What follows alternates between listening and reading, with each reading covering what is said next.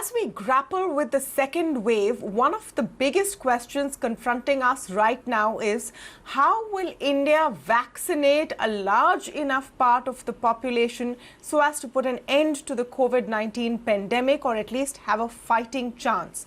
Now, one of the very interesting recommendations that have been made comes from Dr. Arvind Panagariya, who is, of course, professor at Columbia University and the first VC of the NITI Aayog. He talks about a global charter which goes out and procures patents from companies that are making vaccines. This is one of many formula that has been worked out. Licenses and patents for vaccinations for COVID-19 have been waived even by the United States, but turning it into reality still has quite a few hurdles ahead. So what is this plan or this proposal that could increase the number of vaccines that are available to us? To speak on this today, I'm joined by Dr. Panagariya. Pleasure as always to speak with you. Hope you are doing well, sir. Thank you, Tamanna. Happy to be back with you. Yes, we are doing fine here. The cases of infections in the United States have not dropped below about 30,000, and in New York City below 1,000. So some good improvement. To your question, what I have written is one possible option, although I don't think that is the one that is likely to be exercised, because a parallel process for the waiver under the auspices of the WTO is farther advanced. What the proposal I suggested was, that, and I'm not probably the first one, others have thought of it as well, that a consortium of major countries of the world could come together, pool the resources, and purchase patent and the manufacturing know-how on one or two of the vaccines, and then proliferate the manufacturing of that around the globe. Once patent and manufacturing process is clearly known, it could be shared with the national governments. National governments could then in turn share it with their manufacturers. The idea ultimately, I think, of all these efforts is to speed up the production. I think that is of essence. In a way, if we could do that, and you don't need necessarily multiple vaccines for that, as long as you have one or two of which we can really raise the production very rapidly. I think that is really of the essence, because efficacy-wise, true that like some of the mRNA-based vaccines are more efficacious, but others are good enough that if we can expand supply rapidly, then we can make good progress. Dr. Panagariya, I think you rightly pointed out that it's a great idea on paper, but a consortium of nations coming together to strike the best deal from pharma companies might be far-fetched. What are the other alternatives that we can see right now? So let me put this in context of what India is facing. India is supposed to be the pharmacy of the world. But right now, we're in a bind with two vaccine providers, both of them who find themselves out of depth to really give the number of vaccines that Indians need. We've technically and on paper opened up the viability of importing vaccines, but there are no major manufacturers there who are queuing up to give vaccines to India without conditions that are not suitable for us. Actually, those numbers are not even out there. So in the Indian context, how can we get out of this bind that we are in? Clearly, even a Serum Institute of India, who's providing nearly 90% of the vaccines in this country right now, will need another 2-3 months to even hit the 100 million a month mark. Right. No, I look, Tamanna, within the next 2 or 3 months, we are pretty much with whatever supply is coming through, meaning whatever Covaxin or Bharat is producing and whatever Serum is producing. That is the constraint we face. So that's the reality of it. I think, like Mumbai is trying to procure through imports. And it is a good strategy, it is trying to procure in batches of 5 million each. So maybe it will have some success. But, by and large, for a country of our size right now, that's where we are. And the global supply is not abundant, and buyers all around the world are lined up. So realistically, I don't think vaccine is a major solution in the next 2 to 3 months. So what we have to do is look beyond that. This is a threat that is going to stay with us. I think, unless we get very lucky and spontaneously the virus weakens and disappears, goes in remission, I really think that this is a problem which will be there in the next 5-6 years. So that's what we need. That is the problem we need to deal with. And there, I think our best bet really, to my simple mind, again, I'm not the industry expert, so there has to be obviously something checked with the industry experts, that Covaxin is our homegrown, the patent is within our authority, the country's authority. That is the one where we can expand manufacturing very, very rapidly, I think, if raw materials are available. Now, even serum here, because it is working with other patent holders which are outside India, it's going to depend on what those patent holders are willing to license to serum. So they are, even serum is constrained in that sense for AstraZeneca or J&J or any other vaccines that it might manufacture. But Covaxin is homegrown. That is where I would say that, we really make big investments, and the government should not shy from, investing heavily in this. For manufacturing PLI, etc., we are willing to spend such large sums of money. This is public health problem. Economists always recognize that this is a problem in which the government intervention and government funds, taxpayer money, is perfectly legitimate to use. But it is a shameful thing that, in our country, even the judges start asking government questions about, why are you spending public money on vaccine investment? But this is a perfectly legitimate. US has already spent it's quite the reverse, though, Dr. Panagariya.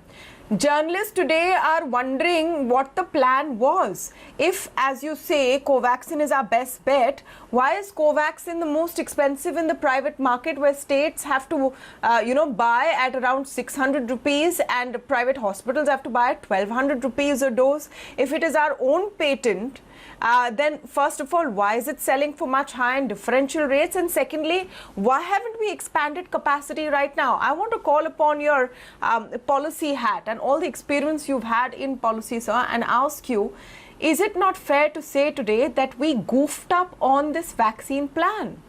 The government, central, and if you want to add state, you can, have missed the boat. Where is the vaccine plan? Right. No, I think, but now you are asking me these questions, Tamanna.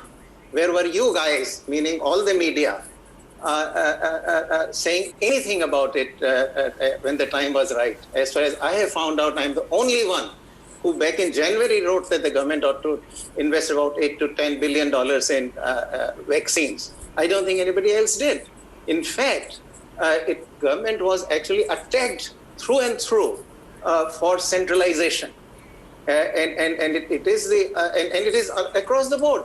Commentators, journalists, media, everybody, opposition politicians, they all attack the government for centralization, which is where the government came in and tried to decentralize them. I don't think the government should have done. It should have taken the attacks. If it was being attacked, that's fine, good enough. That is the nature of politics. So I sort of don't endorse that, but let us also balance out where the responsibilities lie on both sides, really. So absolutely, I'm saying the fact that... No, but just to come on the decentralization part, sir. No, let me just come in on the decentralization part, because it's an important point. Even today, it is being pointed out that there were demands for decentralization, and now that it's been done, why are states crying about it? But then, has decentralization been done in the way it was being asked for? The demand was allow states to decide which sections of their population they vaccinate. The demand was never throw state governments into a global bidding war where the state of Odisha is competing with the state of Maharashtra, which is competing with maybe 10 other countries to get vaccines for its people, while the central government is the one which has been in charge of giving emergency use authorizations to vaccines. How can you have decentralization in the distribution of a product when the supply chain is controlled at one end? It has to work out both ways, isn't it? Yeah. But I don't think you're representing this right, actually, that the demand for decentralization was also to let the private sector come in and do this. The demand was also for the vaccines to be distributed to the private sector. You should check the media reports that came out and commentators who wrote out. And the government has actually, therefore, and what you are saying has also been decentralized. You know, who to vaccinate, the states now have the decision-making power. So that demand has also been met. But look, you know, I'm not here to defend the government. I'm not a part of the government. I'm here just as the analyst and commentator. And really, I'm not into the blame game. I look for solutions. So I look ahead, not behind. So going ahead, what we need to do is what I would rather discuss, because, you know, the emergency is the one that is with us right now, and where it takes us in the future. So there, I think we really have the possibility of co-vaccine manufacturing, expansion of it, if raw materials, etc., are available.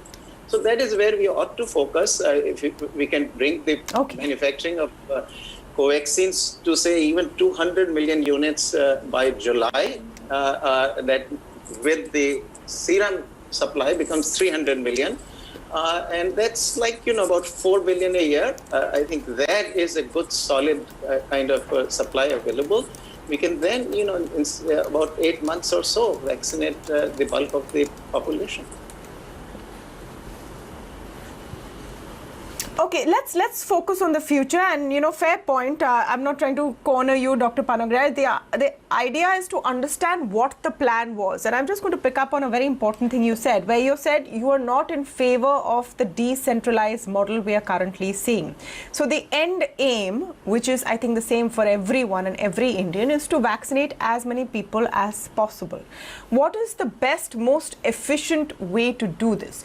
Do you think this decentralized model will work where, say, a city like Mumbai, which may have relatively more funds and a more efficient administration at this point, goes ahead and manages to secure vaccines for its people as compared to, say, another city in the country? Do you think that that model works, or is there now the time has come to review this vaccine model and start afresh?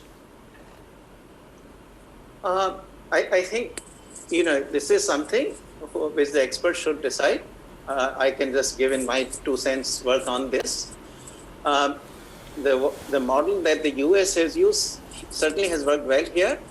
What the US did was to negotiate the prices with all the vaccine manufacturers.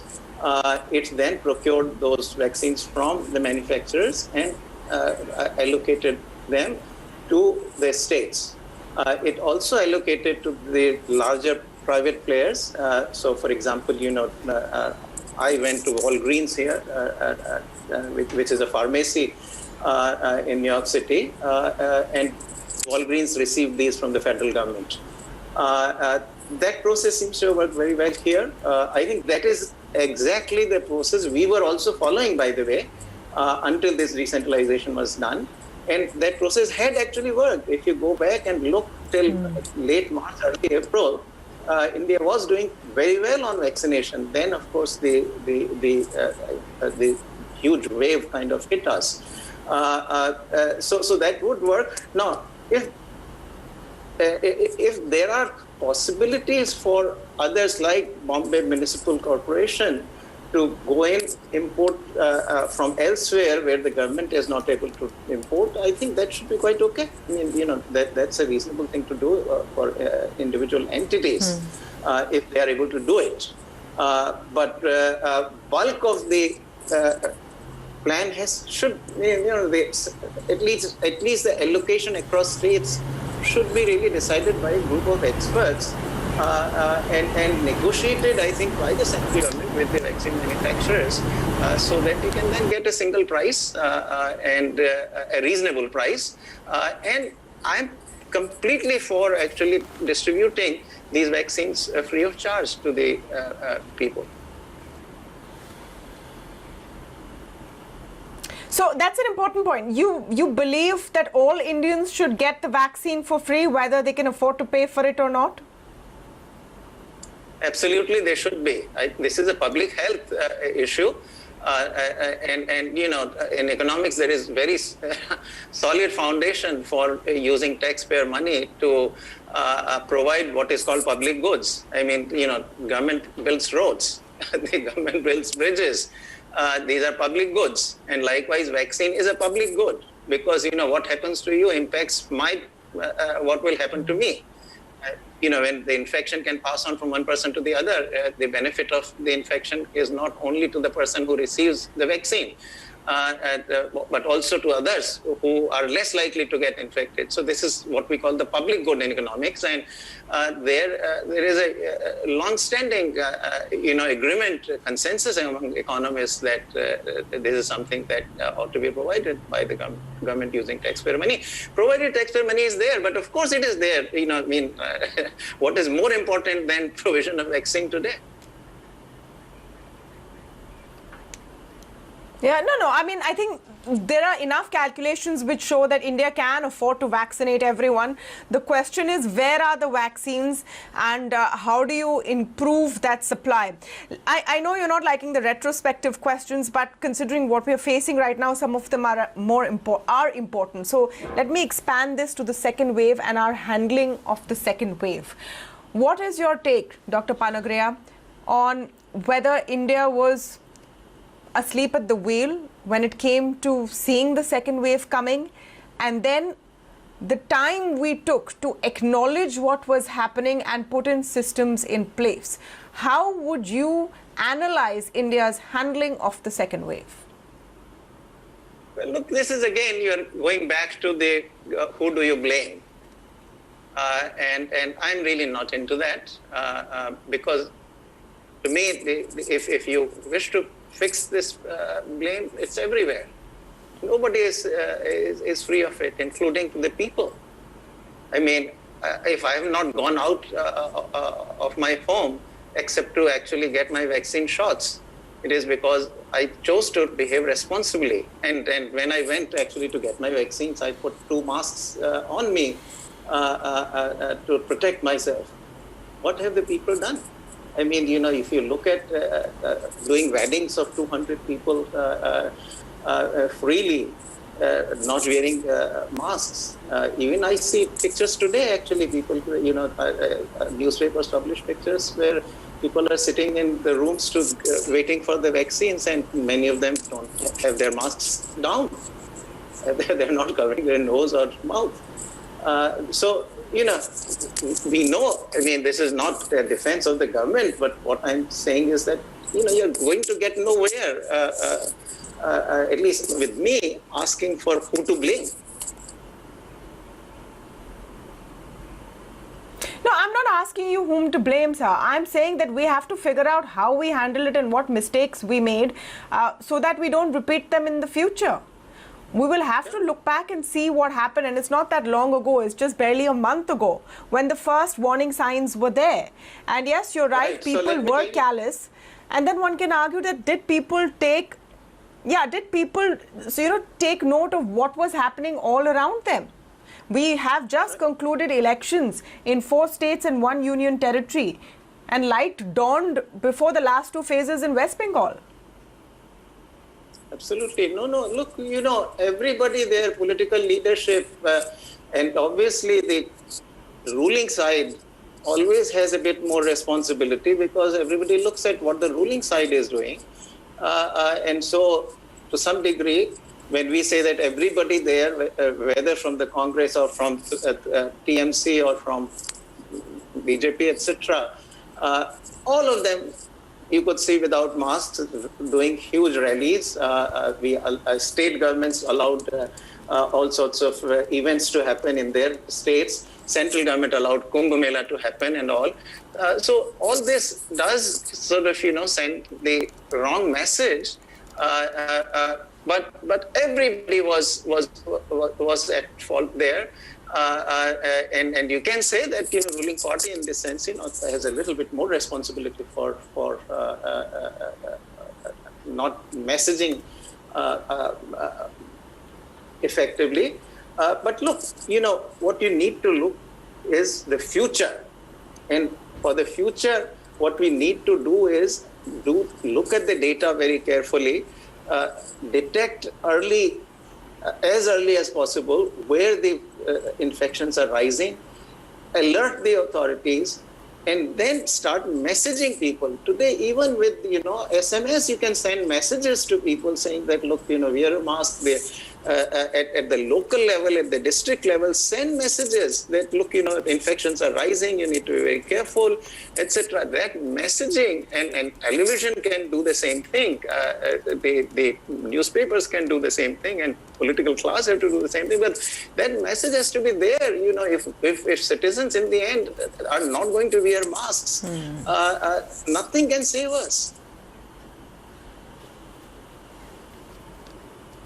That is true. That is true, Dr. Panagariya, and that I must say, beyond a point, people will have to take cognizance of the fact that there are large parts of this country who think that mask wearing is a choice, not a necessity. Now, looking at the situation we're in, and I just want your closing remarks here. You mentioned earlier in this interview that we are going to have to deal with the impact of COVID-19 for the next 4 to 5 years. Now, that was a pretty worrying standout sentence from what you're saying. I would like to elaborate. I would like to ask you to elaborate on that. Do you mean that by the time vaccines come around and cover enough people, it'll be the next 4 to 5 years? Or are you talking about the economic impact of what we'll see or the rate of infections? Right. Good. So thank you for asking for clarification. It does require some clarification. So when I said this, what I'm saying is that if we do not rapidly go in and vaccinate the population, and perhaps we will need to, in the subsequent years also get some booster shots for the people. If we don't do that, then the infection stays with us. Unless it goes into remission quite spontaneously, which has, of course, happened in the past, 19 pandemic disappears spontaneously on its own.